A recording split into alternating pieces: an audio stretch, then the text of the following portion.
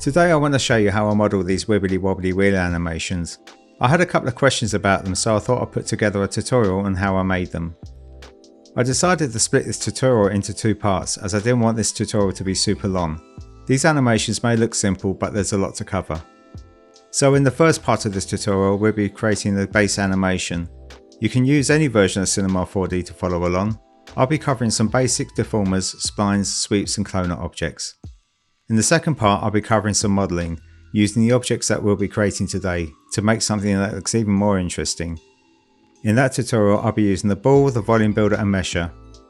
Also, I want to cover the new updated remesh tool in R26, so some of the second part of this tutorial will be for certain releases of Cinema 4D. But don't let that put you off. I'll be covering some tips to get better renders from your geometry. Also, I'll be popping into Redshift and Octane and we'll be lighting and texturing our scene. Before we crack on, I would like to welcome new viewers to the channel. If this is your first time here, then this is a place where I'll post tutorials, tips and other stuff. I'm just sharing the knowledge that I picked up along the way. Hopefully it will help you in your future projects. We're all constantly learning and it's great that we can do this together. So why not subscribe today and tickle that notification bell so you don't miss out on future content. You have nothing to lose. And a big shout out for everyone who's subscribed and liked my videos. You guys are awesome. So let's crack on. I've opened up a new project in Cinema 4D. I'm using Cinema 4D R26. I'm also working in 30 frames per second, but that's not essential for the animation. You can work in whatever frames per second that suits you. The main structure of the wheel, the wibbly wobbly part, is the spline that I applied a couple of deformers to. The first is a formula object to create a sine wave, and the second is a bend deformer to create the wheel. Before I apply the bend deformer, I'll be making a copy of the spline. This new spline will be used for a track, so the wheel and track will have the same sine wave. This will ensure that they will be lined up exactly for the animation. So the first thing I'm going to do is create a straight spline, and the easiest way I've found is to use an end-size spline.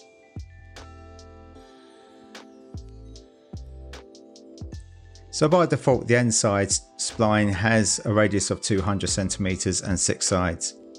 I want my spline to be 800 centimeters long, so I'm going to change that to 400. And I'm going to change the size to 2. So now I'm going to turn off my work plane so we can see the spline. So there's our spline there.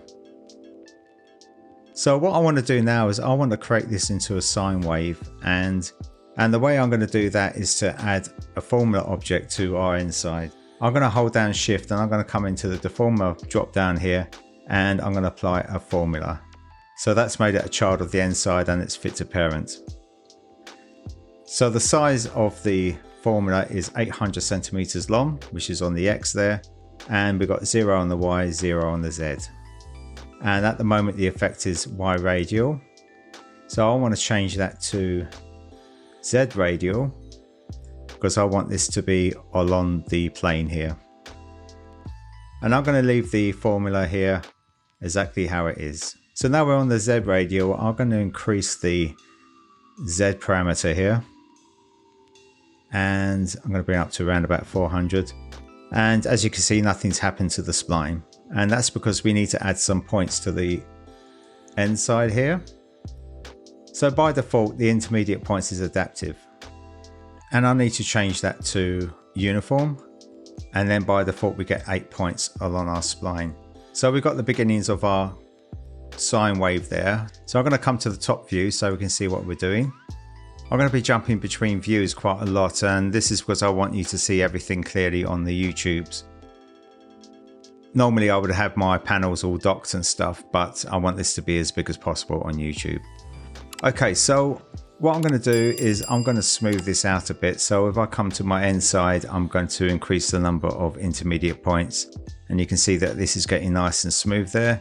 I'm going to put this up to 200. I want this to be detailed as possible because I'm going to be using this for modelling in the next part of the tutorial. Now we have this weird looking moustache and it's not even Movember. I need to make this look like a sine wave, so what I'm going to do is I'm going to take the formula object here and I'm just going to scoot this over. And as I scoot this over, you can see that the sine wave is continuing outside of the bounding box. So I'm going to take the formula, come into the coordinates, and I'm going to change this to -800. And now we have our sine wave, and that's looking smart. So this bounding box is moved right to the end of our spline, and now we've got this beautiful sine wave. Now I don't want the amplitude to be so great. So to change your amplitude, if you come into the formula object, come into the object tab.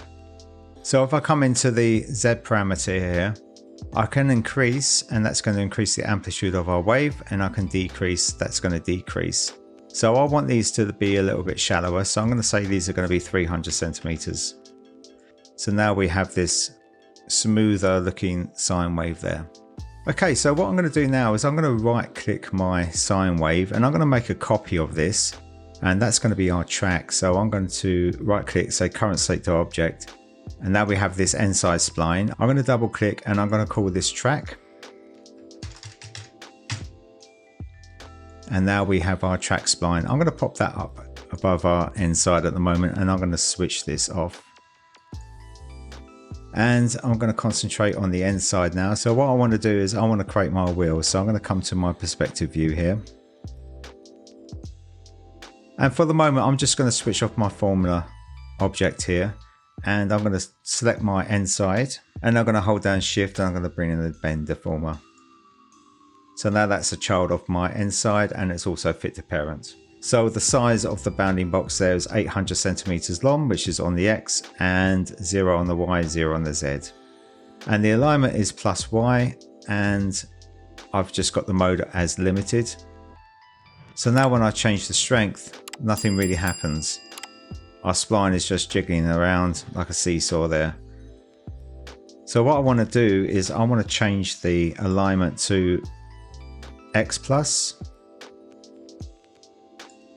And now if I change the strength, still nothing happens.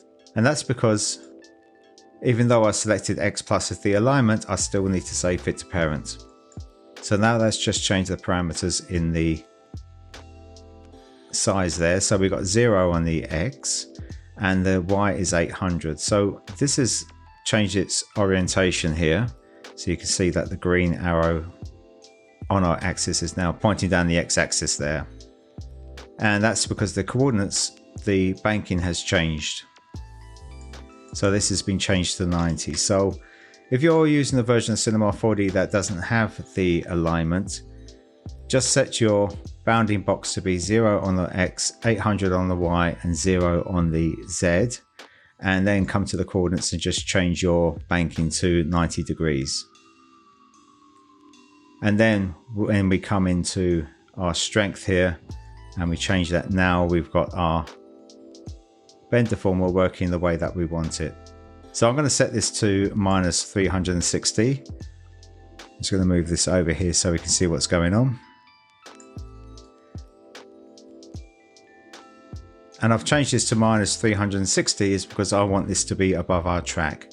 So if I just turn on my track here, we can see that this is going to be aligned perfectly with our track there.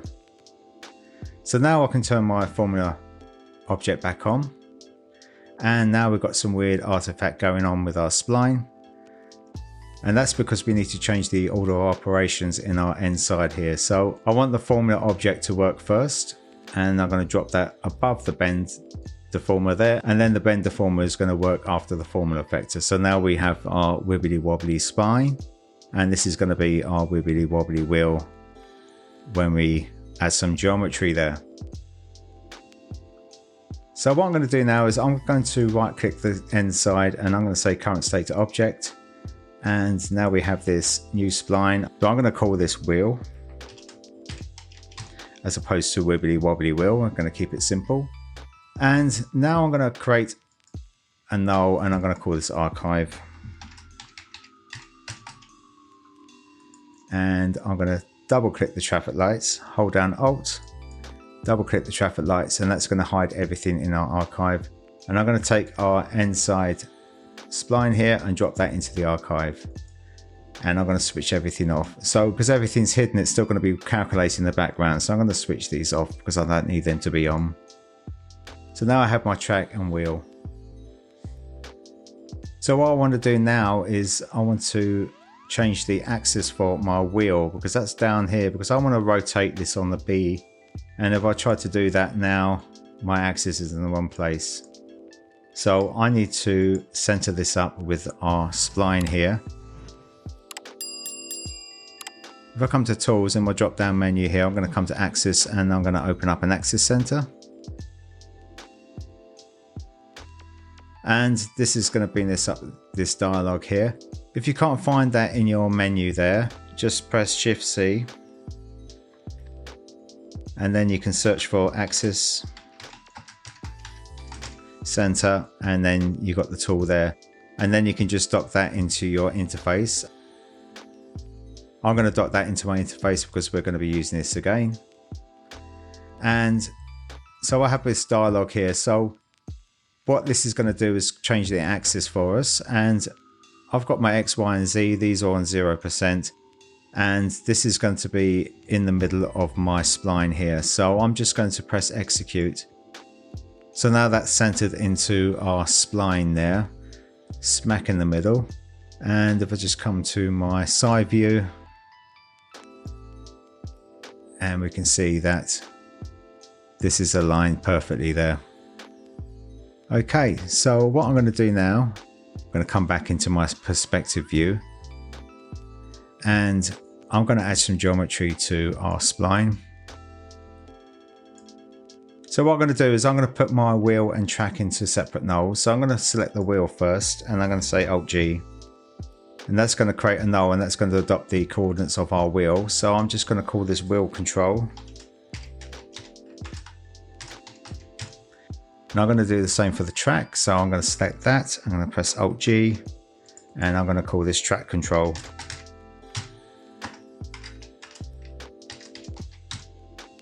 Get my fat fingers working. If they do work, sometimes they do, sometimes they don't. So what I'm going to do is I'm going to hide the track control. There you go. And now I'm going to concentrate on the wheel. So we're going to create some geometry on our wheel. So I'm going to bring in the sweep. So I want everything to be centered up into our null here. So I'm going to make sure that I have the wheel control selected, and I'm going to press Shift, and I'm going to bring in the sweep object. So now that has adopted the coordinates of our null. And I'm going to do the same for a circle spline. Hold down Shift, and now that's centered into our null there. So I'm going to change the radius of our circle here to 3 centimeters. I'm going to drop that in between the sweep and wheel, and now I'm going to select the circle and wheel and drop that into the sweep in that order. So now we have our geometry there. So I'm going to come to the bottom of my wheel here. So I'm going to zoom right in here. Right in here. And we can see that our spline isn't joined. I'm going to put my display gouache shading with lines, and we can see what's going on here. So what I want to do is I want to come into the wheel spline here, and I need to close that. So I'm going to close the spline. And also I'm going to come into the sweep, and I don't need my caps to be generated, so I'm going to switch these off. So now we can see that this still isn't joined here, so we need to get rid of these extra polygons in between these two sections.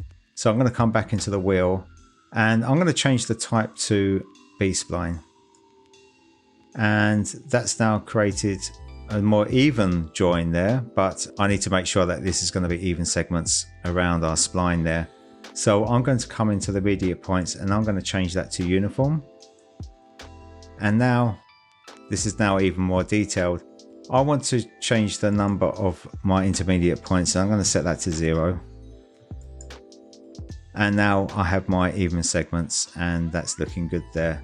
So I'm going to leave this as 0, but later on when I'm going to be doing some modeling in the next part of the tutorial, in the next video, I now have the option of increasing my intermediate points to make this even more detailed, because we're going to be using this for modeling.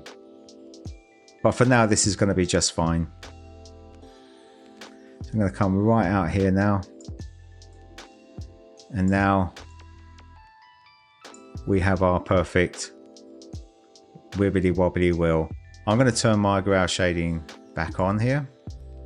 And what I want to do now is I want to create some spokes. And And what I'm going to be using is I'm going to be using a spline. You can fashion something out of a cylinder and then clone that around the circumference, but you're never going to get these to join in the center here. So I'm going to be using a spline to achieve that. So I'm just going to come back out here a little bit. And I'm going to create another spline. So I'm going to come into my spline drop down. I'm going to create an end side. And I'm going to change the radius to 63. And I'm going to change the size to 2. Okay, so now I need to make this editable. So I'm just going to name the end side spoke. And I'm going to press C on the keyboard. So now that's editable. So now I need to change the axis here. So I want the axis to be on the left hand side on the X axis here.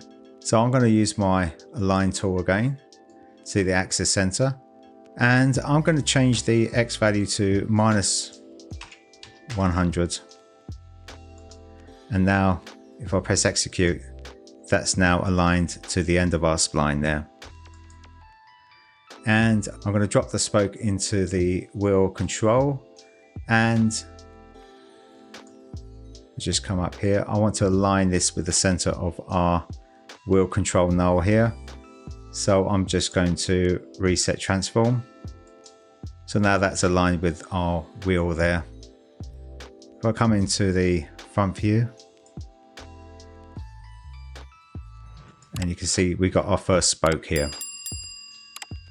So I want a bunch of these, so I'm going to put these into a cloner. So with the spoke selected, I'm going to hold down Alt, and I'm going to bring in the cloner object. And by default, this is all on grid. So I'm going to change the mode to object. And the object we're going to use is the wheel spline. So I'm going to drop that into the object field there. So now we have our clones around our circumference there. So I'm going to change the distribution to even. And I want smooth rotation. And then I'm going to change the count to 64. You can have whatever number you want there, but I like 64. And now we have our splines. So, but these aren't joined up in the middle here. So that's the next stage. So what I'm going to do is I'm going to change the cloner name to spokes. So we know what that clone is for. So now our spokes are created. I'm just going to right click the cloner here and I'm going to say current state of object.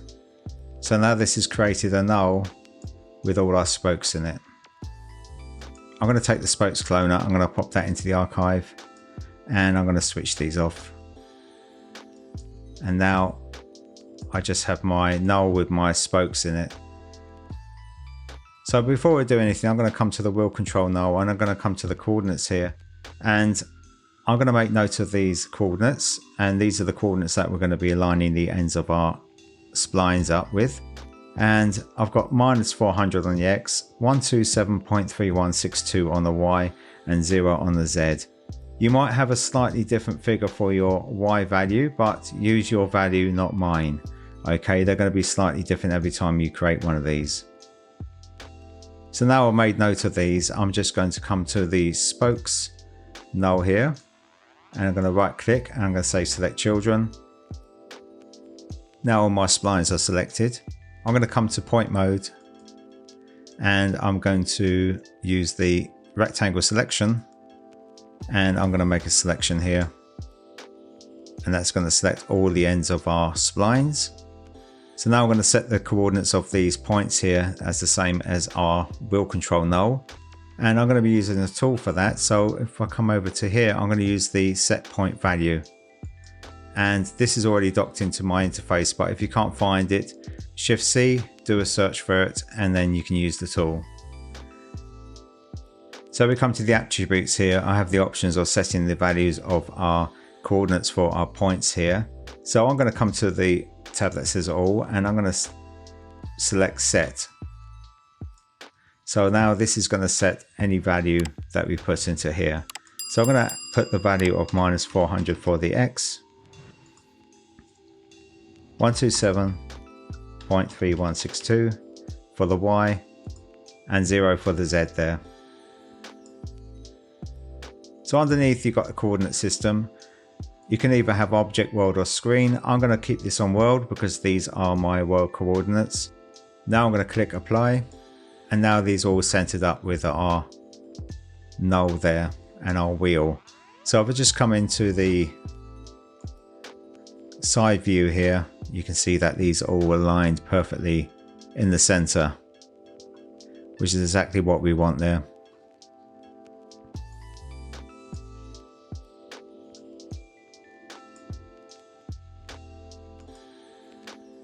Let's come back to the perspective view here.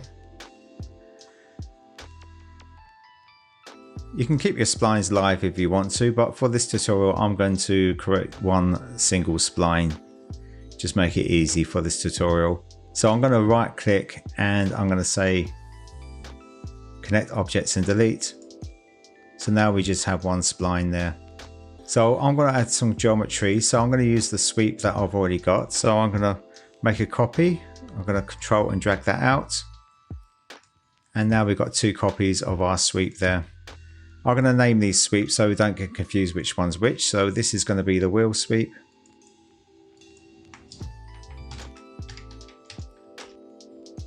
And this one's going to be spoke sweep.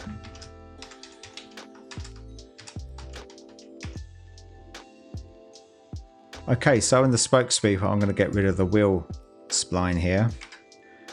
And I'm just going to drop my spoke spline into the hierarchy there. So now we have some geometry on our spokes. This is way too big, so I'm going to change the circle to say 0.5 for the moment. We can make some adjustments later if we need to. So now we have our wibbly wobbly wheel and the spokes, and everything's lined up in the center there. And the other thing I did was to add a sphere in the center here. So I'm going to select the wheel control null. I'm going to hold down shift and I'm going to bring in the sphere. And now that's a child of our wheel control null, and it's now centered up with everything else. And I'm just going to change these segments to 64. So now we have our wibbly wobbly wheel, and now we can rotate this on the B rotation there when we come to animate this. So what I'm going to do now is I'm going to work on the track. So I'm going to turn the track on, and with this track I'm going to be using the sweep again. So I'm going to do exactly the same thing I did with the wheel control. I'm going to highlight the track control here, and I'm going to hold down shift, and I'm going to bring in the sweep, and also I'm going to bring in the rectangle. So now these are centered with our null there. So with a rectangle I'm going to change the width to say something like 50, and the height I'm going to change to 1. And I'm going to drop that in between the sweep and the track, and then I'm going to select the rectangle and track, and I'm going to drop that into the sweep in that order. So now we have our track. So I'm going to change the name of the sweep here to track sweep. Now I want this track to be a lot longer than this, so what I'm going to do is I'm going to pop this into a cloner. So with the track sweep selected, I'm going to hold down Alt, and I'm going to bring in the cloner. And by default this is on grid. I want linear, and I don't want this to be on the Y, but I want this to be on the X. So I'm going to put 800 centimeters in the X. We come to the top view and we can see what we're doing.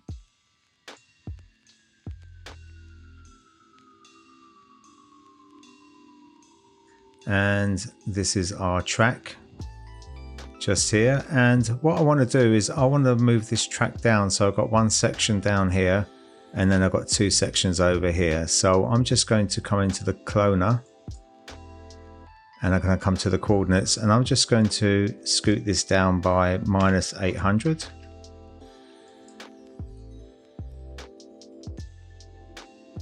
So now we have part of the track behind our wibbly wobbly wheel, and then we've got two parts in front. So it looks like it's coming from somewhere and going somewhere.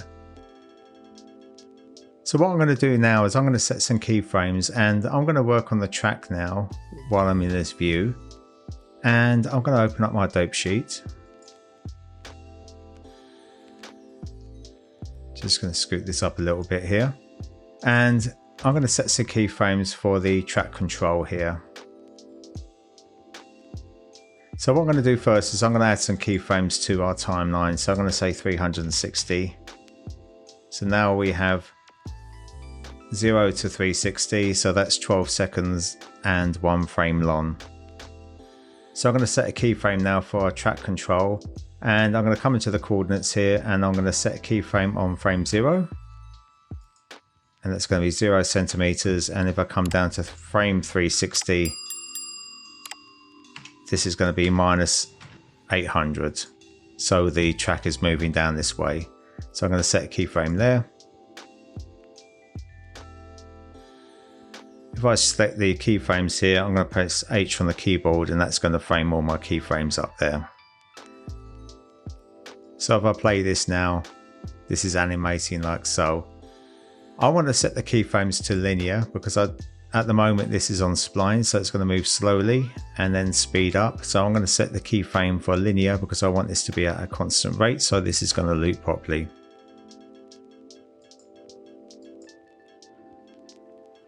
So that's looking good there.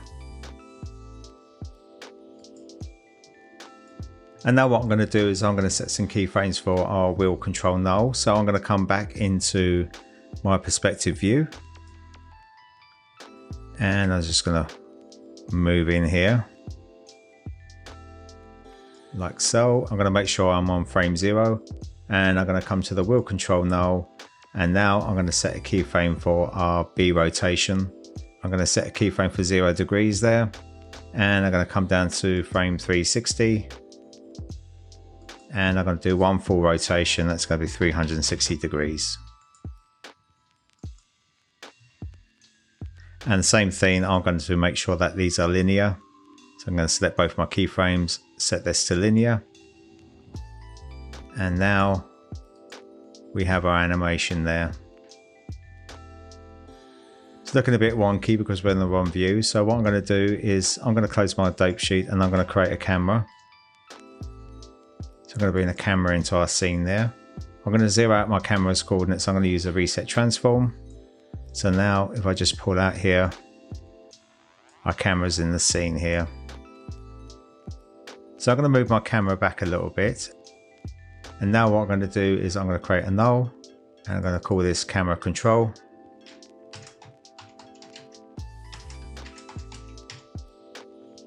And I'm going to put my camera into the camera control there. And now I can rotate my camera. So I'm going to rotate that by 90 degrees on the H.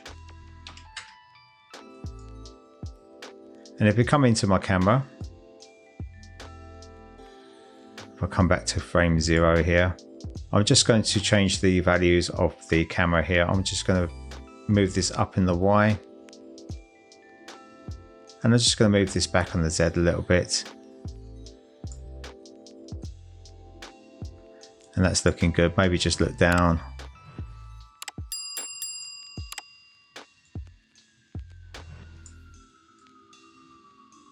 Something like that. So that's looking good. So in the camera, if I come to the object tab, I'm using a focal length of 36mm, and that's perfectly fine for me because I want a little bit of perspective view on our track here. If I use a focal length like portrait and I just come back a little bit here, that's going to really compress our track here, so I don't really want that. So I want to keep this on 36mm there because I think that's a really good value. And what I'm going to do is I'm just going to put my camera back like so. So that's looking good there. So if I just play that,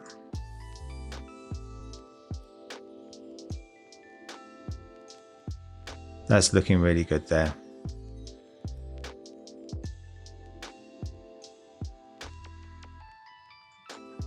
You may notice a little jump there, and that's because if I come to frame 0 and then I'm going to come to frame 360, and these frames are exactly the same. So I'm just going to change my preview to 359, and if I just scoot this down and play this, now this is a perfect loop.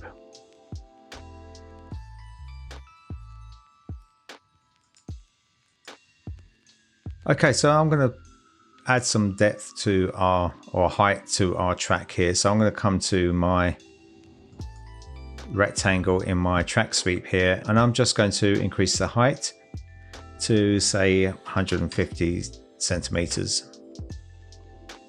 And now I need to come into my front view, and if I just scoot this over here, you can see that we've got some intersection, so I need to lower my track there. So we're going to come into my cloner, and if I come into the coordinates, and I'm going to change this to -75, and we've still got a little bit of intersection, and we need to accommodate the radius of our circle in our wheel sweep there. So I need to add another 3 centimeters to our height there. So now this is perfectly aligned. I'll just come back into my perspective view, and I'll just play this, and that's looking really, really good.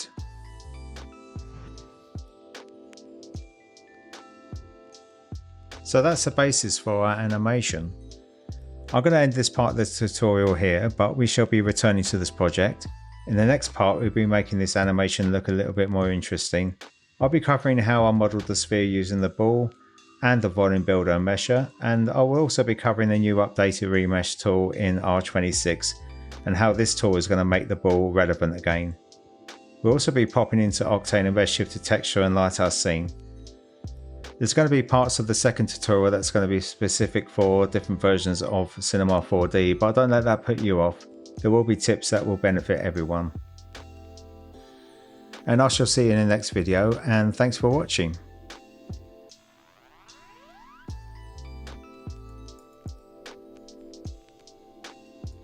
I hope you enjoyed this tutorial. Hopefully what I've shown you today will help you in your future projects. If you like what you've seen, then please give this video a big thumbs up. Like, subscribe and tinkle that notification bell so you don't miss out on future content. It will help the YouTube algorithm thingy help others find my content. Also, you can check out my latest experiments, concepts and dailies on Instagram at almostdailyrender. And as always, any feedback and questions, please leave them in the comment section below. I'd love to hear your thoughts, and if you have any problems, I'll be glad to help. And while you're here, you can check out my other content. Thanks for watching, and I shall see you in the next video.